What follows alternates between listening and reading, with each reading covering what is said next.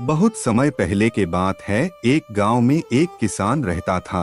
किसान बूढ़ा था और उसकी पत्नी सुंदर और जवान थी। किसान की पत्नी को हमेशा यह लगता था कि उसकी शादी बूढ़े आदमी से कर दी गई है।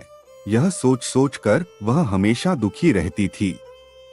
एक दिन उस गांव में कहीं से एक ठग आया और उसने किसान की पत्नी को देखा तो वह सब समझ गया कि यह स्त्री अपने पति से प्रसन्न नहीं है।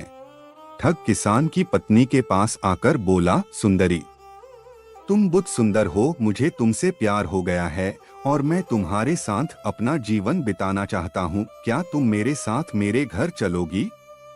किसान की पत्नी ठग की बातों में आ गई और अपने पति को छोड़कर उसके साथ जाने के लिए तैयार हो गई।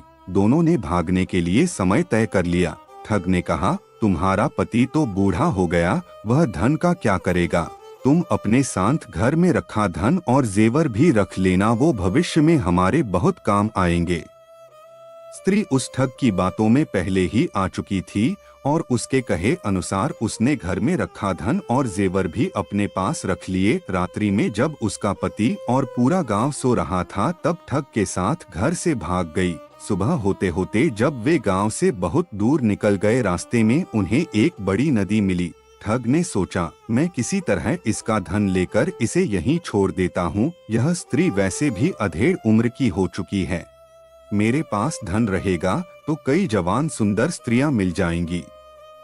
नदी को देखकर ठग बोला, प्रिय, इतना सारा धन लेकर हम नदी को पार नहीं कर सकते। पहले मैं इस धन को नदी के पार ले जाकर किसी सुरक्षित स्थान पर रख देता हूँ, फिर तुम्हें भी नदी पार करवा दूंगा। किसान की पत्नी पहले ही ठग की बातों में आ गई थी। इस बार भी उसने बिना सोचे समझे ठग को धन की गठरी दे दी और वहीं बैठकर उसके आने का इंतजार करने लगी। बहुत अधिक समय बीत गया परंतु ठग नहीं लौटा। अब किसान की पत्नी को सारा माजरा समझ में आ गया और अपना सब कुछ लुट जाने के दुहक से नदी किनारे बैठकर रोने लगी। उसी समय एक गीदड़ी मुंह में मांस का टुकड़ा लेकर स्त्री के सामने से गुजरी। गीदड़ी को नदी में एक बड़ी सी मछली दिखाई दी। गीदड़ी ने मछली पकड़ने के लिए उस पर झपट्टा मारा। मछली उछलकर दूर चली गई और गीदड़ी के मुंह में रखा मांस का टुकड़ा नदी में गिर गया और तेज धार में बह गया।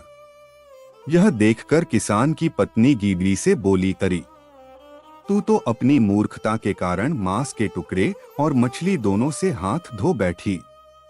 किसान की पत्नी की बात सुनकर गीदड़ी ने जवाब दिया, अरे मूर्ख, तू तो मुझसे भी ज्यादा बेवकूफ है, जो अपने प्रेमी के लिए अपने पति को छोड़कर आ गई और वो तेरी धन दौलत लेकर तुझे छोड़कर चला गया।